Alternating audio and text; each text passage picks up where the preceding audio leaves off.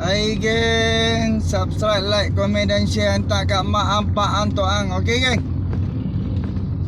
Hampa ingat tak sewaktu Muhyiddin Yassin jadi Perdana Menteri, Muhyiddin Yassin mengumumkan kononnya mengangkat martabat Sabah dan Sarawak.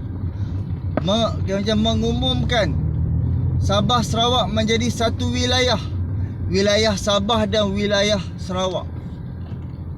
Setelah diumumkan wilayah Sabah dan Sarawak jadi wilayah, apa yang berlaku kepada rakyat Sabah dan Sarawak? Adakah di Sabah dan juga di Sarawak menjadi satu negeri yang kaya, satu negeri yang pelabur, mai berpusu-pusu? Apa yang berlaku setelah Muhyiddin Yassin mengumumkan Sabah dan Sarawak menjadi satu wilayah? Kan? Bila sebut wilayah ni, mengatakan dia adalah satu bandar ke, ataupun satu pusat ekonomi ke, ataupun satu, boleh katakan orang miskin tak banyak tau. Seperti mana wilayah Persekutuan Kuala Lumpur dan juga wilayah Labuan.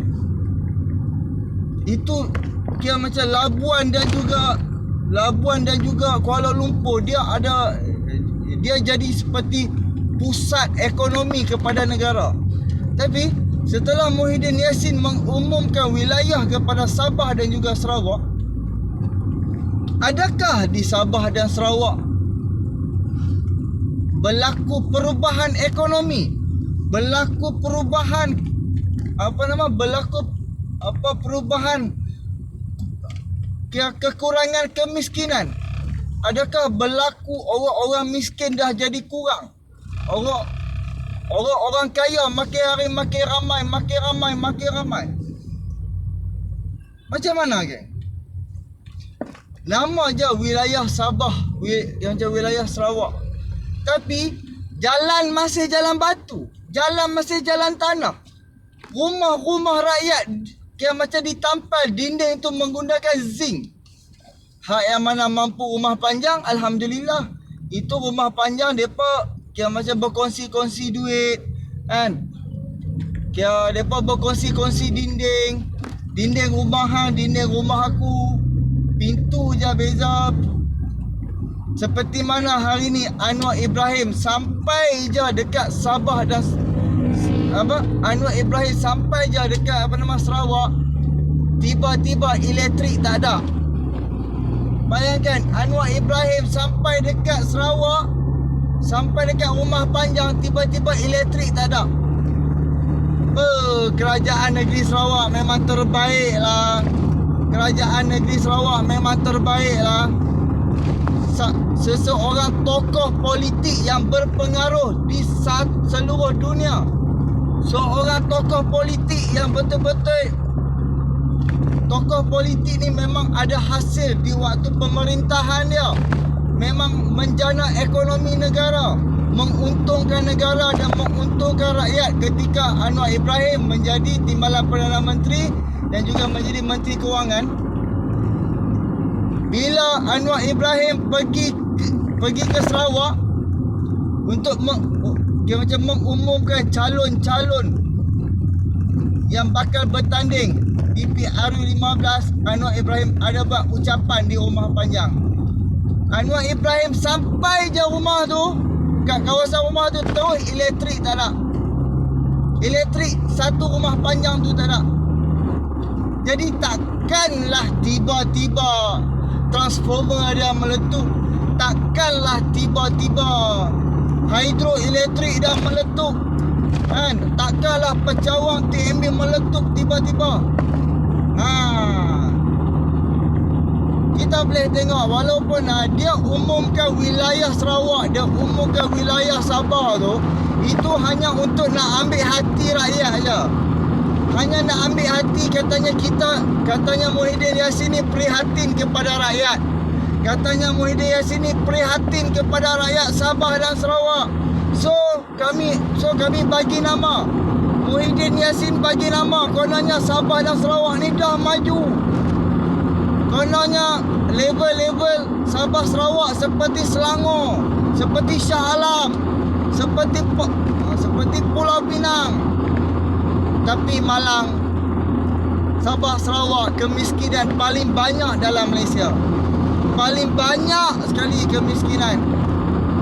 Top 5 negeri termiskin adalah Sabah Sarawak, Kelantan. Jadi rakyat Sabah Sarawak, kalau tak ada akal lagi aku tak tahu lah. Memang kalau macam ada orang komen dekat aku itu. Woi, kami pekan kami hidup dekat setiap daerah akan ada pekan lah. Pekan tu macam macam ibu daerah lah kan. Adalah pasar borong sikit, adalah kedai runcit. Lepas tu dia hantar gambar dekat aku. Mula-mula dia komen, lepas tu dia hantar gambar. Benda ni lama dah, benda ni dah 3-4 bulan lepas. Dia hantar gambar, dia buat video hantar sekeliling. Bro, tu dia cakap, bro, dekat Sarawak ni macam ni lah. Daripada kedai kayu dah naik kedai batu. Tapi kedai batu 1 tingkat, tak ada 2 tingkat, tak ada 3 tingkat. Itu bukan tanda maju. Aku tengok cara-cara bangunan kedai tu adalah bangunan kedai tuan kedai yang bina sendiri. Bukan pemaju masuk ataupun bukan daripada ahli parlimen. Itu adalah cara design kedai, bangunan kedai tu. Oh, sebiji ni design macam ni, sebelah ada design macam lain. Macam sebelah lagi bumbung dia tinggi, kedai sebelah lagi bumbung rendah, macam kedai Aceh punya kedai. Jadi atas Muhyiddin Yassin mengumumkan Sabah Sarawak menjadi wilayah ini hanya nak bagi gula-gula ya. Hanya nak bagi kononnya Muhyiddin Yassin Perdana Menteri tahun itu ambil tahu ataupun perhatikan Sabah Sarawak. Dia macam ambil berat kepada Sabah Sarawak. Padahal ini hanya gula-gula je, geng. Boleh tengok kerajaan negeri Sarawak.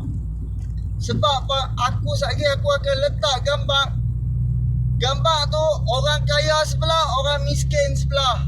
Satu peta tu kaya dan miskin. Itulah dekat pimpinan Sabah dan juga Sarawak. Hang boleh nilai sendirilah rumah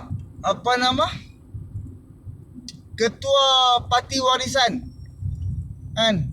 Hang boleh tengok rumah ketua parti warisan. Aku lupa nama dia, geng. Aku lupa. Jadi hampa boleh nilai sendiri rumah dia betapa besarnya rumah dia.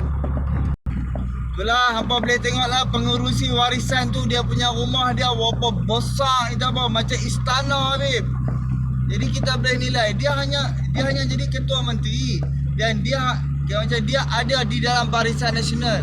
Lepas tu dia kena pecat oleh Najib. Kita boleh tengok kemewahan kekayaan dia kan.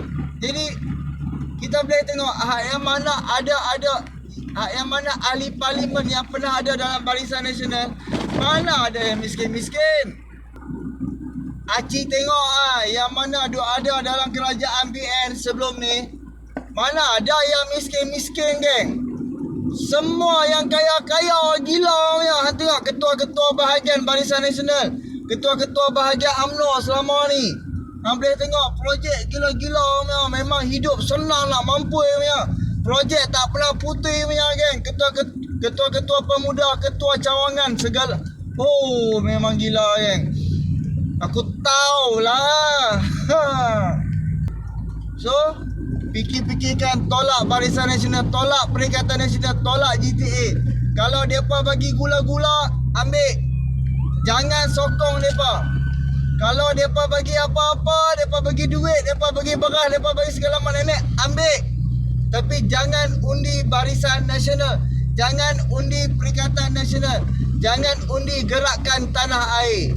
Depa hanya memikirkan kuasa, depa hanya merintih, menangis untuk dapatkan undi. Dan apabila undi depa dah dapat, of course depa akan dapat kuasa. Apabila depa dapat kuasa, depa jalan senang. Sambil-sambil tu bagilah beras kampit. Peruntukan depa dapat 3 juta babe setahun. 3 juta lebih peruntukan. Jadi kalau setakat 2 juta dia bagi dekat rakyat, lagi 1 juta dia telan pun boleh. Itulah yang berlaku selama ni. Jadi subscribe, like, komen dan share. Jalan teruk jalan ni. Subscribe, like, komen dan share. Assalamualaikum.